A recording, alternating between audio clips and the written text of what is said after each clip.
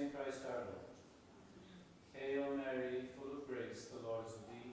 Blessed art thou amongst women, and blessed is the fruit of thy womb, Jesus. Holy Mary, Mother of God, pray for us sinners, now and at the hour of our death. Amen. Saint Joseph, Pray for us. Saint Thomas Aquinas, Pray for us. Saint Pius X, Pray for us. Saint Louis. Pray for us. In the name of the Father, the Son, and the Holy Ghost. Amen.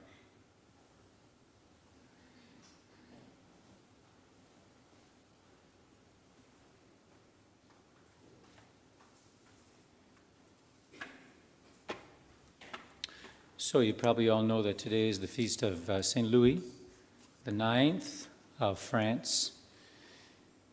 And this saint was very useful for being a good Catholic king, and also for keeping France Catholic. You probably know that he had to keep the Muslims out of his country in order to keep it Catholic. And for that reason, someplace in the United States, there's a city called St. Louis, Missouri, in his honor. And that's always a questionable thing. You know, you've got this country which is pluralistic, you know, many religions, and then you end up with Protestants who say, I won't call anyone saint, I won't call anyone saint. And yet there's towns in Florida like St. Augustine, and there are probably other examples of this. And then in Missouri, there's a big city called St. Louis. So whether they're Protestants or not, they still have to call some people saint, you know. Well, about 2 years ago, there's a great cancel culture running its way through the United States. Any heroes, any great people from about more than a century before, their statues just had to be destroyed because, you know, they've all got some problem with what we're doing nowadays, and they have to be destroyed. So there's a big, beautiful statue of St. Louis near the Art Institute or something like that in the capital of Missouri. And he's seated on a horse and ready to go out for battle against the Muslims. And so this statue was surrounded by all kinds of people saying, you know, this man was a Muslim phobe, and this man was wicked for this reason and wicked for that reason. Therefore, we must take this statue down. And so there were vigils being made by the good guys against the protests by the bad guys. And I think the bad guys, all they were able to do was put some graffiti on it, and that was the end of the day. But, you know, cancel culture, that's what happens. Destroy all your heroes because apparently we in the 21st century are better than any of them ever were. And that's the way the United States remembers St. Louis, at least in that part of the country. So you probably have seen this book before. This is called My Catholic Faith. And it's every topic has about 2 pages with 3/4 of the area covered by text, and 1/4 of the area covered by a beautiful picture, simple line drawing. And up there we have Queen Blanche of France teaching her son, young Louis, how to pray before the altar. And she says, it shows how the Holy Queen Blanche of France and her young son, later St. Louis, King of France, shows them. From babyhood, the queen brought up her son in the love of God. She used to say to him over and over that she would rather see him dead than have him commit sin. Now that's a loving mother. My dear son, please die rather than commit sin. I think she was talking about mortal sin in particular, but this lady's got her priorities straight. She guarded him particularly so that he grew up chaste in body and soul. All mothers should imitate Queen Blanche. The training she gave helped her son in living a pure and holy life and becoming a great saint. So that's a story for us about St. Louis, the saint of today.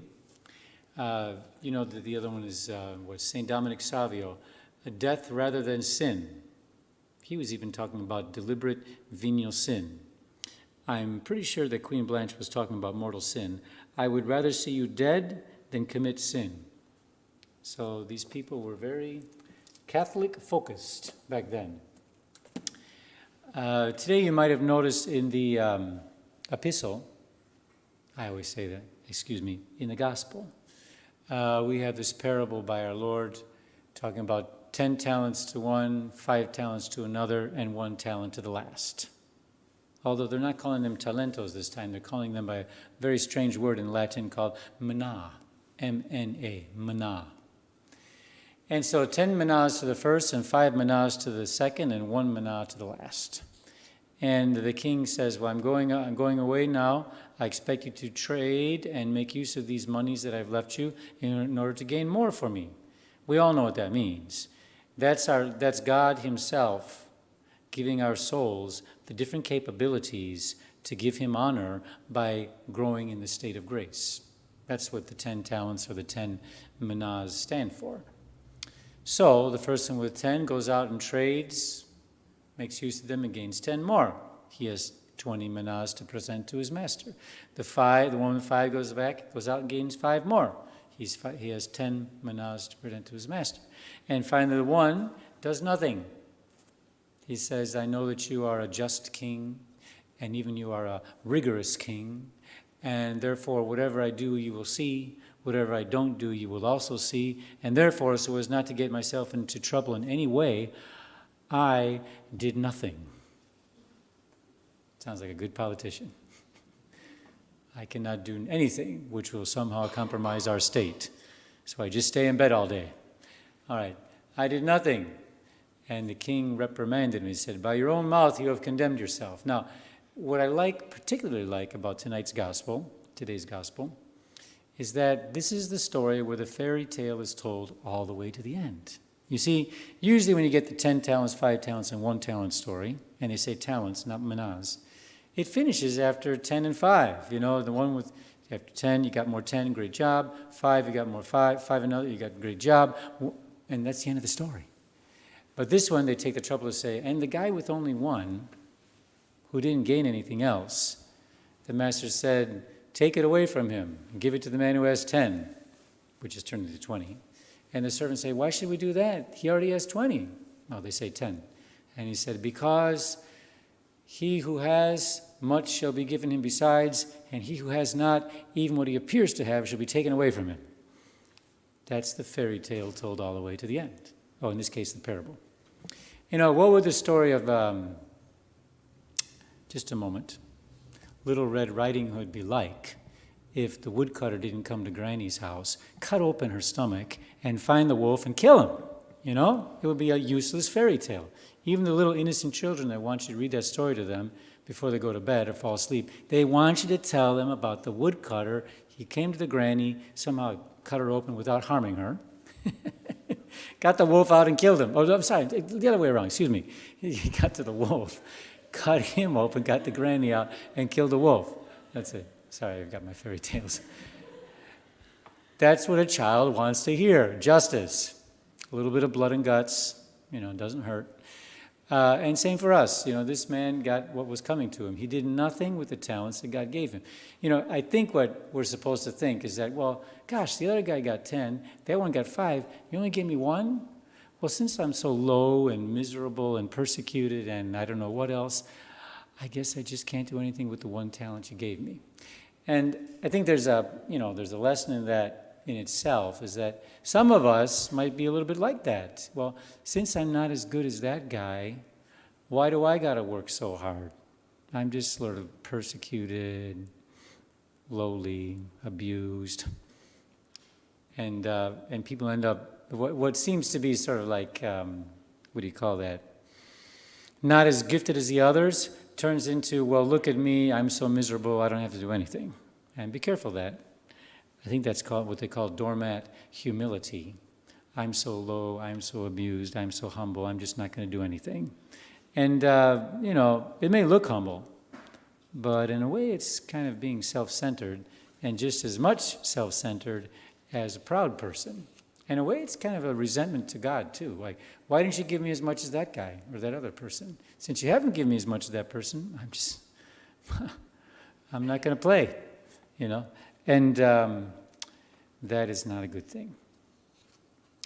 So last week I was telling you a little anecdote or some long story about kind of like modesty and civilization and so forth, and the way you see the hijab in the Muslim countries, and the way I saw some good Christian dressing in some other country, but the girls still went to the discotheque in their corte, their traje típico. So speaking about that same city, of Guatemala. I want to tell you a little bit more about that experience over there.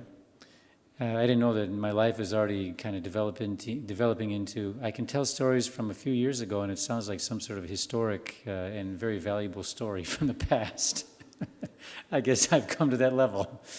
Here we are. So I don't know, a long time ago in a galaxy far, far away. There's this city called Quetzaltenango in Guatemala. And it's about 2.5 hours away from the capital of Guatemala, which is called the city of Guatemala. And that place is known for these kind of people who are very much more, whatever you call that, native or, hang on a second, indigenous, the indigenous people. Wonderful. And they speak Spanish and they speak some version of Mayan and these kind of things.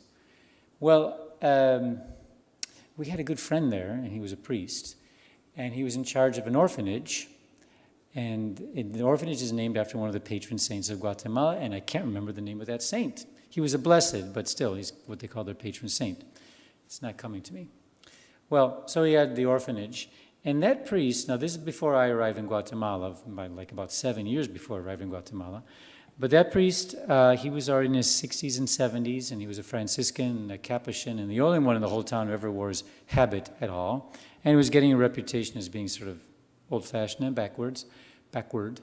Apparently, he came to our priory in the capital city of Guatemala one day. On the day after, Pope Benedict XVI wrote the encyclical, or the motu proprio, called Summorum Pontificum. And that's where Pope Benedict XVI said the old Mass was never abrogated. And you can celebrate it, and there's no need to get a special permission, and anyone can go to it on a Sunday in a parish church and whenever. These kind of things. We also know that Pope Benedict said, and at the same time we must recognize that Novus Ordo has the same amount of holiness. Well, we'll just forget about that part for the moment.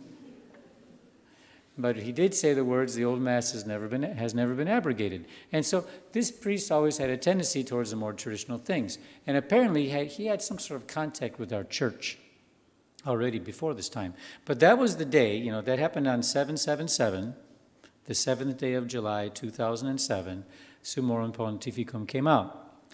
And on the 8th day of July, 2007, that priest showed up at our priory, and again, I wasn't there for another 7 years.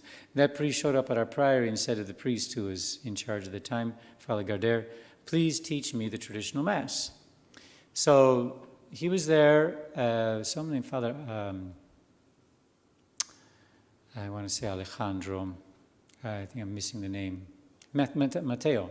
So Father Mateo something, forgot the surname, and Father Michel Boniface, they were there, and they were very happy to teach this priest how to say the traditional Mass.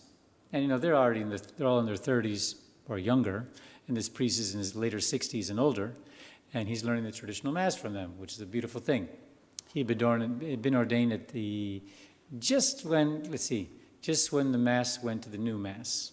He was ordained. He went to seminary during Vatican II, and he was ordained when the new Mass came out. That would be a pain if you ask me. Attending seminary, going to seminary for the traditional Mass, that's the Mass you learn and live and love and all the rest of it. You get ordained and, okay, new Mass time. So that was his situation. And by the aughts, he was able to learn the traditional Mass. So that created a great friendship between that priory and that orphanage 2.5 hours away. And by the time I was there in the year 2014, I was part of that friendship also, and I got to profit from that. And by that time, the priest, the one I'm thinking of in charge of that orphanage, he was only celebrating the traditional Mass. I think he was having a friend of his come in on Sundays and celebrate the Novus Ordo Mass on Sundays, and then he would disappear. So he was very, very helpful to us. We visit our priory regularly. And I guess the story I'm getting around to, which is just no story with a huge moral, but just sort of an interesting reflection. I went there for Christmas one year or other, and I was giving Mass to our traditional group there. And we had our traditional group, which met in a bakery, and we had Father, I don't want to give his name, this priest's group who was... would follow him around and have traditional Mass in different ways, someplace in his orphanage, which was great. So I was giving midnight mass, and we had no organist, but for that occasion we had a special situation, so we did have an organist. And it was one of the young people from his orphanage. I say young, in quotation marks. This fellow was already between 20 and 30 years of age. He had lived most of his life in the orphanage, and he was blind. It wasn't just an orphanage, it was also a home for kind of rejected children, unwanted children, children found in extreme situations, abandoned by their parents, and then children with disabilities, and then the children whose mind wasn't connected. I don't know if the word retarded is correct to use anymore, but those kind of children. And they would grow up and a lot of times just stay there their whole life. Down syndrome children, these kind of things, these kind of situations. So the young man came and played the organ for us. It was beautiful. I think I told you already, he was blind. This young man was blind. And you know how it is with blind people. Sometimes they become very good musicians because the other senses kick in when the sight cannot be used anymore. And so he did a great job playing the organ for us at the midnight mass. We were finished by 1 o'clock or 1:30 in the morning. And then we went over to someone's house, which is the house that I was staying at, to have some sort of, celebrating meal. And then the man at that house brought him back to the orphanage. When they got there, they found the gate closed and locked, and they couldn't get in. So he had to bring him back. He had to bring him back to his own house, which is the house that I was staying at. But he brought him to another room, and that sort of thing. So we got a blind boy here. He's not going back to his own house. He's going to someone else's house in the middle of the night on Christmas morning. And this man, Jorge, and I've already forgotten the surname, shame on me. Jorge was showing him around, and here's where the bed is. Can you feel the bed? Okay, then you walk a few steps this way. Here's where the toilet is. Can you walk into the toilet? Okay, over here's the sink. Here's the toilet inside the toilet. I don't know what you call that in this country. And then here's the shower over here, and here's where you can keep your toothpaste. Anyway, the story is all kind of impressive to me because that's the faith, That's midnight mass, the best musician we could find, the best circumstance we could give him, and he was joyful as ever because he got to play the organ that night, even though it involved him not being able to sleep in his own bed in his own bedroom that night. So that's a story from a long, long time ago. I hope you all got something out of it. So we were talking about Saint Gabriel of the Seven Sorrows of Our Lady. I got to get back to page 15. There it is. We were talking about his spirit of religion after talking about his cheerfulness. So spirit of religion doesn't just mean I'm religious, you're religious, what is our religious spirit? It's more along the lines of this formal use of the word religion, which means the life of the religious, nuns, monks, brothers, etc., people with the vows. How is his spirit of religion in the life of a religious?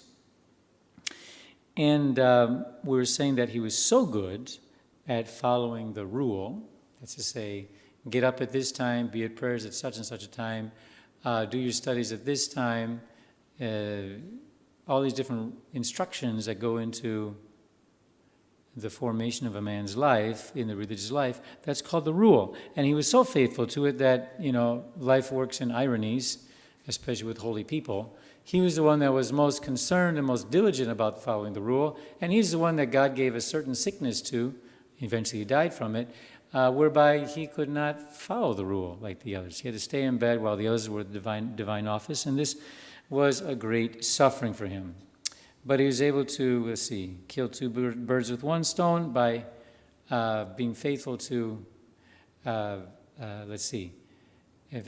being persevering in his situation of being sick, and also offer up his suffering along with our Lord. He called that very productive. So, continuing with his spirit of religion, Saint Gabriel of the Sorrows of Our Lady, they had to keep silence in the monastery, and he was perfect at this. So a little bit about the silence in any religious house. The idea is that you're constantly or you're perpetually on retreat. Retreat, what does that mean? That means separate yourself from the world and live in the presence of God. That's why a lot of you, when you went on retreat back in February, you were told at the very beginning, no talking, no communicating with anyone, only with God. And we can endure that for 5 days. And in fact, we kind of like that. It's certain freedom, and we can really focus on our thoughts and so forth. But some of us would have a hard time if they told us, just as Friday's rolling around, and there's about 7 hours left of this retreat. If the retreat master had announced to you, by the way, I got a surprise for you. This retreat is going to last another week.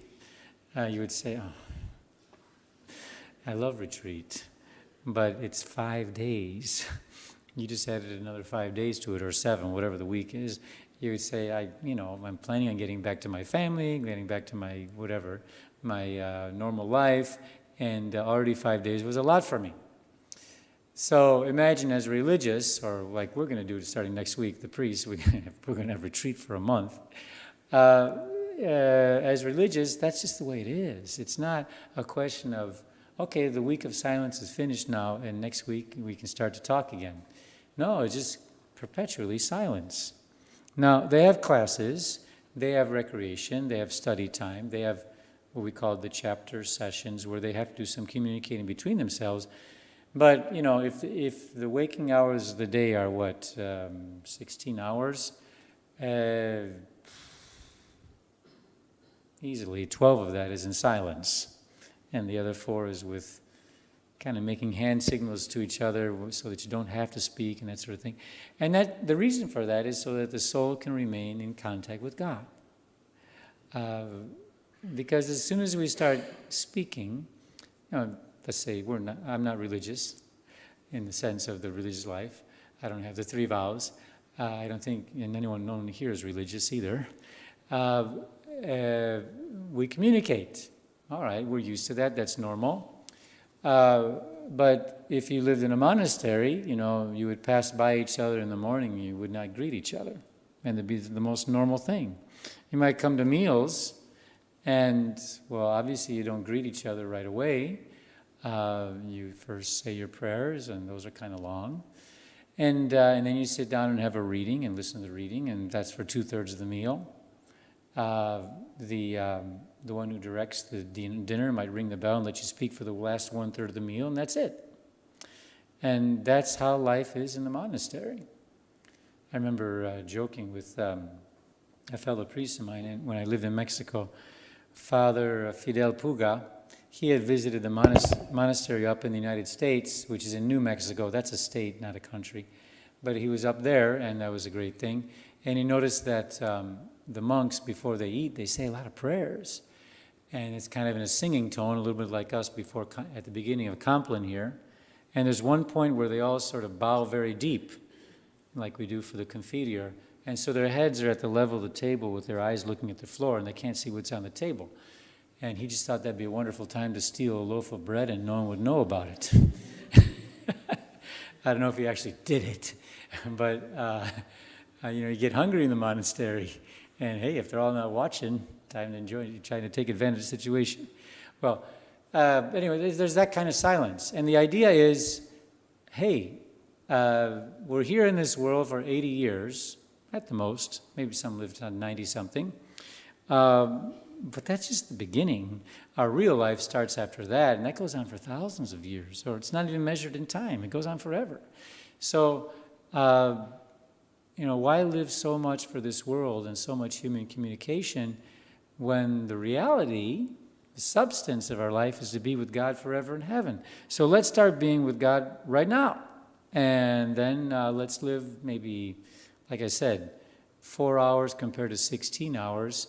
Let's, whatever that is. Let's live 12 hours in honor of God and 4 hours a day in respect of the communication with others, which for the different jobs and different things we've got to get done here. And that's why monasteries are silent. That's why convents are silent. And that's why seminaries, to a great extent, are silent. You got to keep the holiness up. And if there starts to be a lot of noise, the holiness goes down. And I know when people come to visit us at the seminary, for instance, there'll be different occasions in the year. One of them is when the young seminarians receive their cassock. We receive visitors.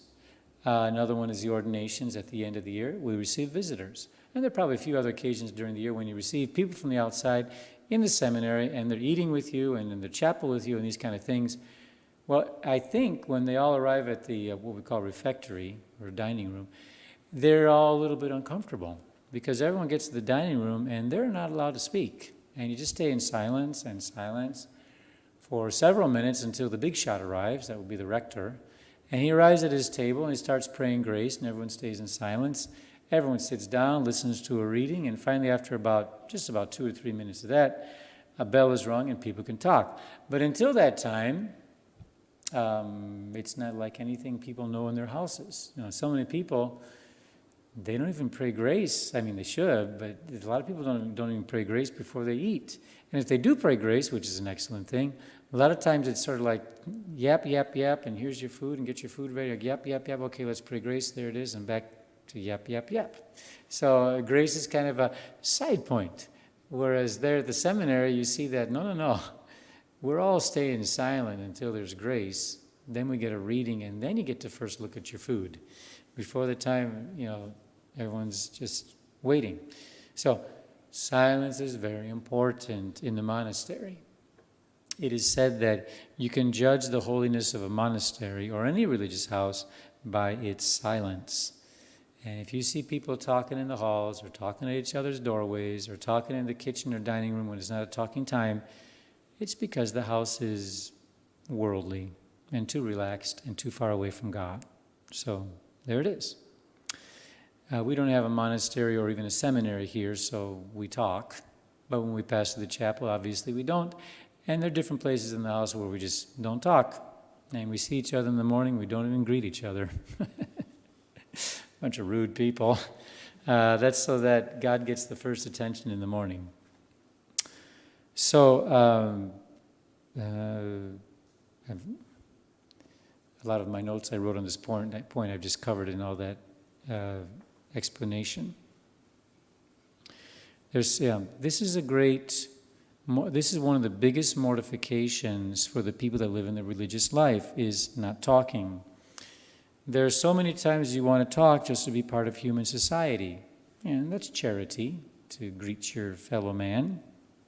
And it's also non-charity not to greet him, if it's the time to speak. But that is something that the religious sacrifice in order to live more for heaven than for this earth.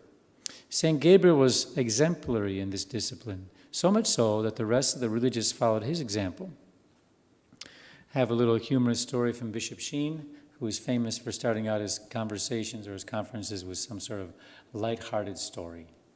So I'll tell this one. Some of you may have heard it before, but don't get it confused with some other joke, which is kind of famous and a little bit old, if you ask me.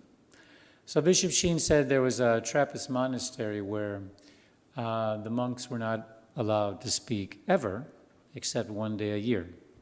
So, and that was only at recreation time for about a half an hour.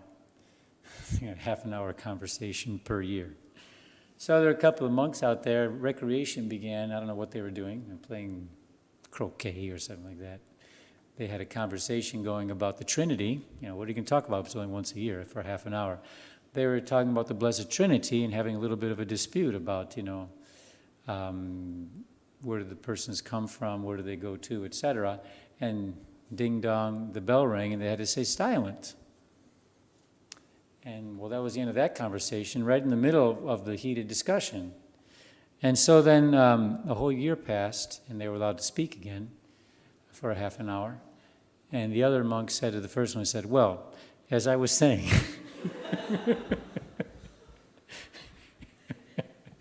all right, that's Bishop Sheen. You've probably heard a different joke about monks and only being able to talk once a year.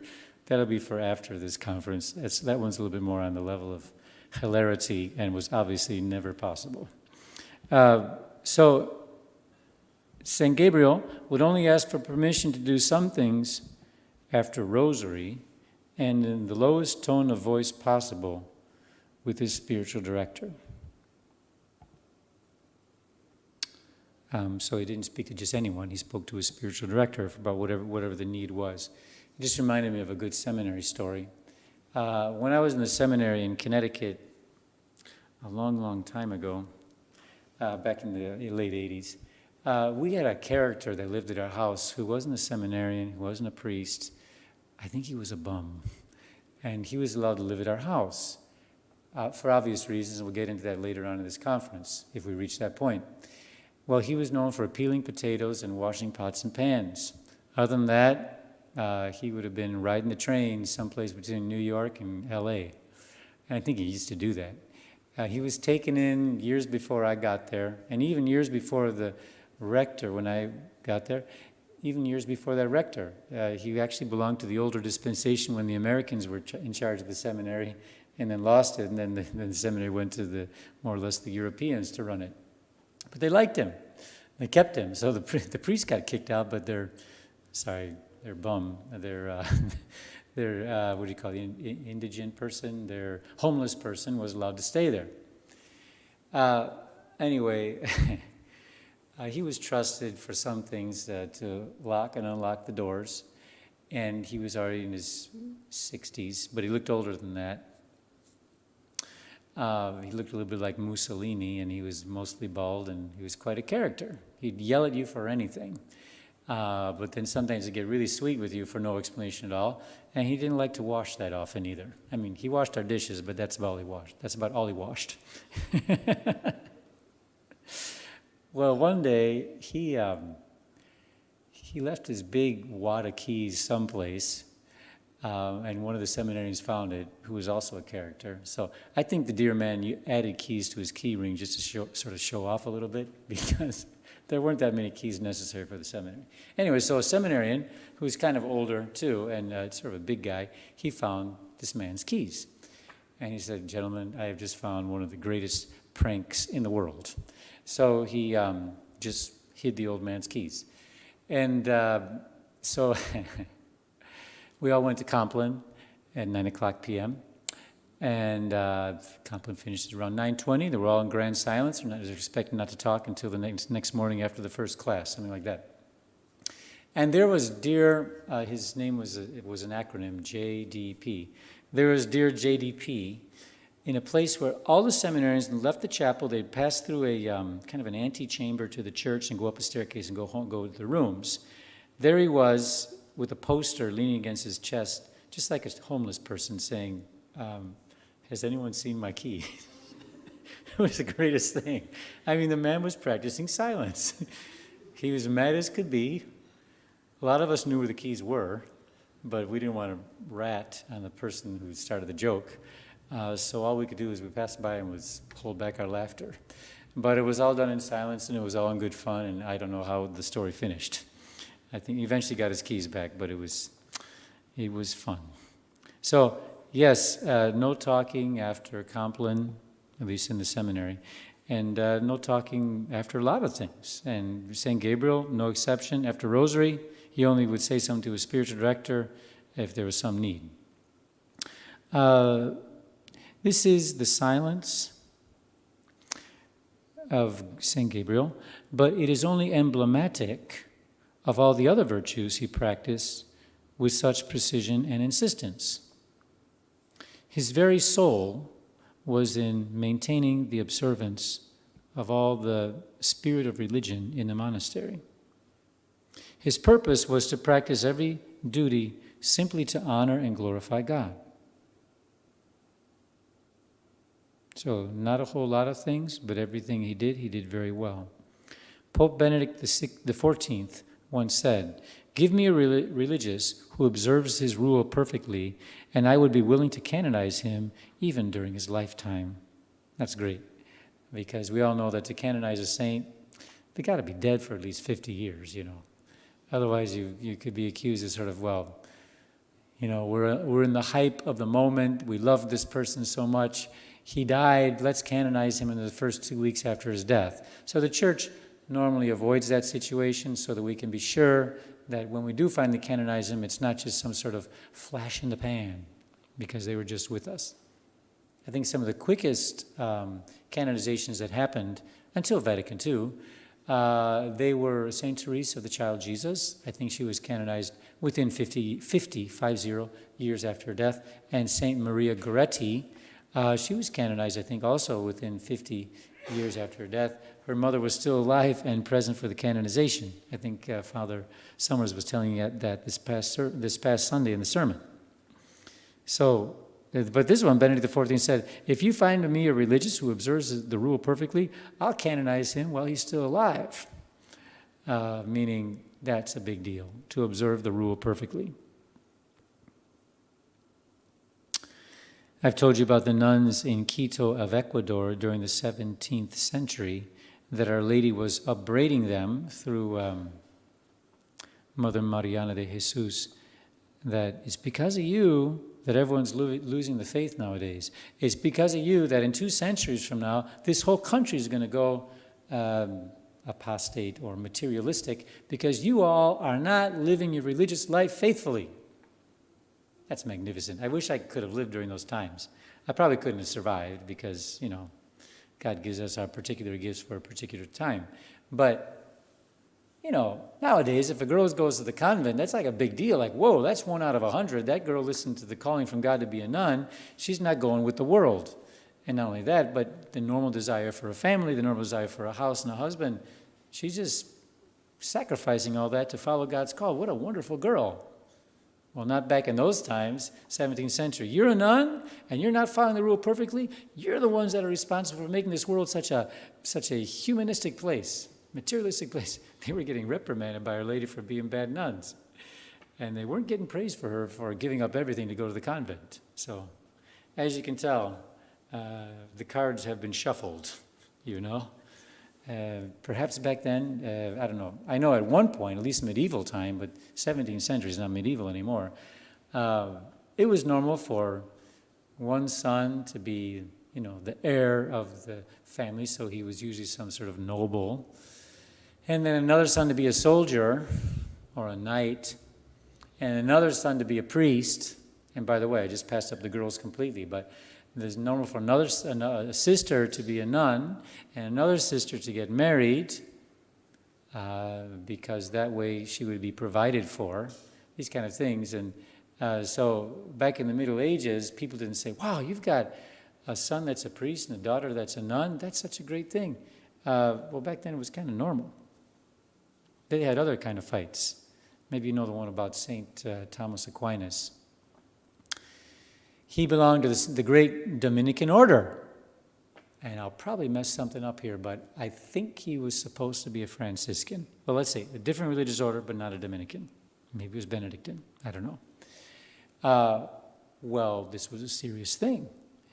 And he wanted to be a Dominican because that's where all the philosophy is, and he's a philosopher and a theologian and called by God to be so, and he was right to be a Dominican. Well, there was some family pressure about this. You're not supposed to be a Dominican. You're supposed to be a Benedictine. And his brothers, got positively nasty with him to discourage him from being a Dominican.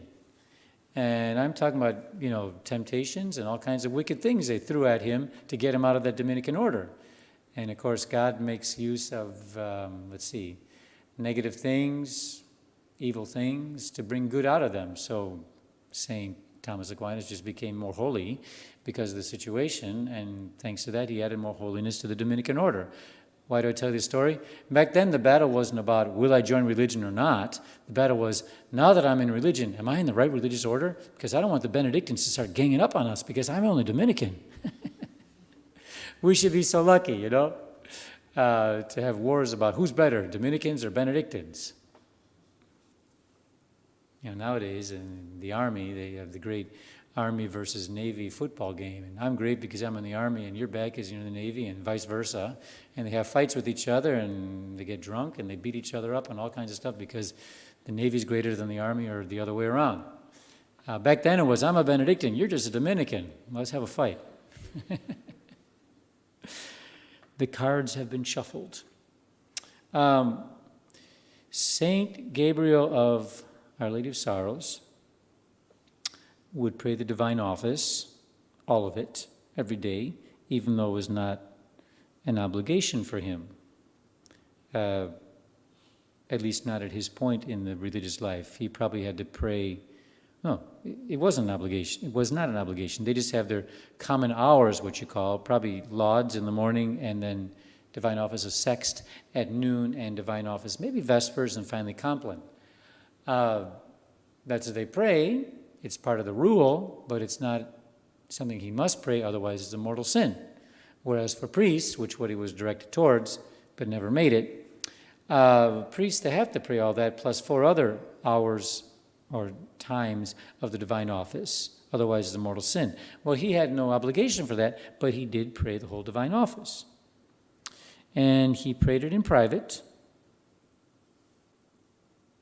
And when he prayed the divine office in private, it would take him as long as it would, as if he were chanting it with the whole community. So that is heroic. So let me just give you an example. Matins, from the word matutinum in Latin, means the morning. It is the first hour of the divine office, and it's the longest. Back at those times when he was living, and even up until 60, Matins was always composed of what they call 3 nocturnes. 3 psalms, 3 readings. That's the first nocturne. Next nocturne. 3 psalms, 3 readings. That's the next nocturne. Third nocturne. 3 psalms, 3 readings. And then Te Deum and something like that. Well, if you were to sing all that, that would take about an hour. Maybe even more. Hour and 15 minutes. When I pray it, and it's not the same arrangement anymore. 3 psalms, 3 readings, 3 psalms, 3 readings. It's usually 9 psalms, 3 readings. Thanks be to God. And it takes reciting it, normal pace, about 25 minutes, maybe half an hour. This young man was reading it, or even, what was he doing? I won't say he was chanting it, but he was reading it slowly enough that it took as long for him to recite it as it would take for them to chant it as a community. And as like I say, that's over an hour, more like an hour and 15 minutes. That's a holy person. Because I know I can get the whole divine office finished in an hour and 15 minutes, I think. And he's just on the first prayer of the day, Matins. So, it was heroic what he was doing. And he always said the divine office standing. He would have said it on his knees if obedience permitted it. So it's a very normal position to be in, on your knees, when you pray the divine office, which is the Psalms. But he, for whatever reason, it wasn't permitted for him to do that. He had to say it standing. It was only a holy practice because the divine office was not obligatory for him. And then he did take care of the sacristy. That was one of his charges. And he took care of it impeccably. No false flowers, no cheap or unpolished things on the altar for him. Everything first class and the best presentation possible. So, I don't know if there's too much to comment on that because you're here because you are convinced of these things, but here we go anyway. Something happened around 1960, and I think it was already happening in the 1950s, whereby priests and maybe even nuns were thinking that we've given too much attention and too much glory to things on the altar and otherwise, and therefore we need to simplify. So this very idea of the vestments, which you're used to seeing here, which are beautiful, the priest got sort of like a turtle shell in front of his chest, that kind of shape, and on the back they call it fiddleback vestment or Roman cut vestment. And I suppose on the front it looks like a fiddle, even though they call it fiddleback. And it's beautiful, all the incrustations, or whatever you call it, of the embroidery, etc. But already by the 1950s, you see a type of vestment which was introduced as what they call the ancient form. They wanted to simplify. They wanted vestments where the chasuble came all the way down the wrists. And it didn't look bad. I mean, they still kept noble emblems on them and so forth. But you could tell it was a step down. And the chalices used to be, full of either simple with a lot of gold on them or more sophisticated with all kinds of engravings on them. But you could tell they were very noble. And all of a sudden, about the 1950s, you end up with chalices that are just sort of a bowl with sort of, is that called gilt brass or something like that? Hammered brass. Not as glorious as before. So things were kind of headed in this direction in the 1950s. And by the 1960s, you got the new Mass in Vatican II, and they said, okay, there's been too much, here it is, there's been too much glory and focus given to the divinity of our Lord, and we have sort of separated him from ourselves by giving so much emphasis to his divinity. Now we're going to focus on his humanity, and he was a carpenter. He never saw a chalice like this in his life, or a vessel like this in his life, or a vestment like this in his life, unless when he visited the temple or the synagogue. And so we want to be more like the humanity of Christ. And they just, as we say, they threw out the baby with the bathwater. They were trying to go for a more simplified Christ, a more humanized Christ, and they just turned the altar into just a common area. You got a wooden chalice or a glass chalice, and the cloth was all of a sudden is made out of polyester instead of any kind of linen, and vestments were just made really cheap.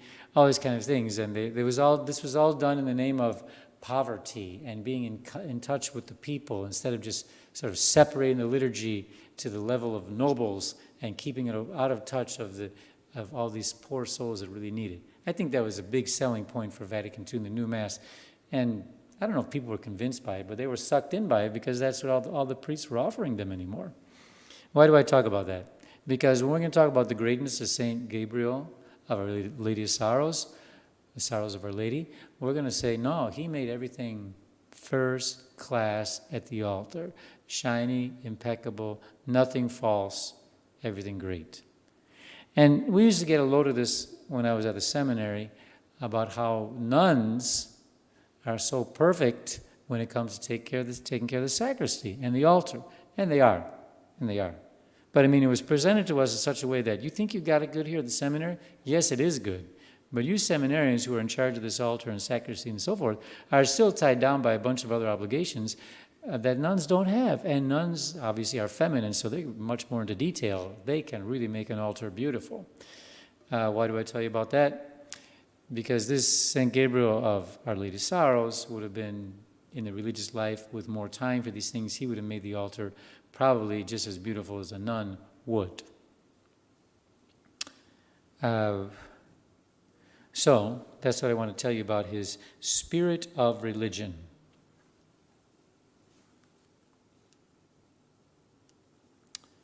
And I guess I'll have one more short story about his regularity.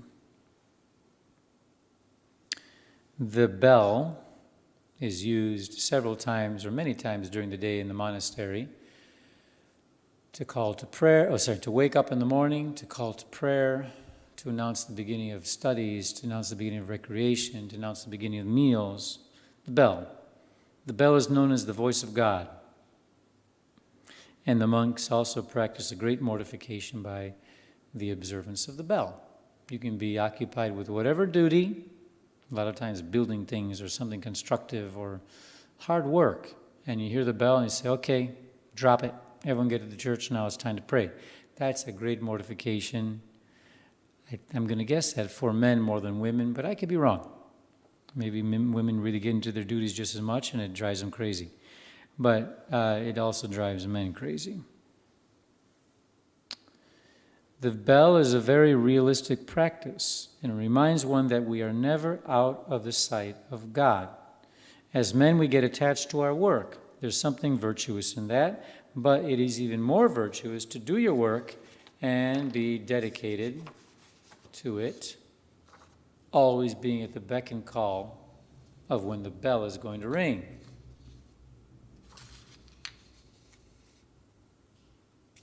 One is always in the presence of God because of his submission to the bell. St. Gabriel had the reputation of always responding punctually to the bell. There once was a problem in the monastery of one of the bells not ringing on time. This is back in the days when you didn't have a central electronic board in the office someplace and you just sort of programmed the bells to ring at certain times. No, this is some monk I don't know if he's got a wristwatch or a what do you call it, an hourglass, or he's following a sundial out in the garden. But the clocks are not that numerous, and so the monks are relying on hearing a bell. So you'd have one bell at the main building, and then several acres away, hectares away, there'd be monks out there doing gardening work, and they had a bell out there too, but the monk in charge of the bell out there had to keep his ear open, or ear tuned in, for the bell going off of the main house to ring that bell out of the garden. Well, the one out of the garden, how was that? He did not hear well, and therefore the bell was always late, and monks were showing up late for divine office and late for the meals, etc. So they put St. Gabriel on that job to be out of the garden, to listen for the bell at the main house, to ring the bell on time, and it never rang late again. He was always chosen when they needed someone to get a job done on time. This is one of his greatest humiliations during his sickness. Couldn't get the jobs done anymore. He heard all that response to the bell going on around him outside his room, but he was not permitted to respond. That's the holiness of monks that are the most diligent. All right, so that's about 1 hour of conference, even though I started late. We'll say our prayer, and I'll give you a conference in about 5 weeks. We'll see if Father Summers or someone else gives you a conference in the meantime.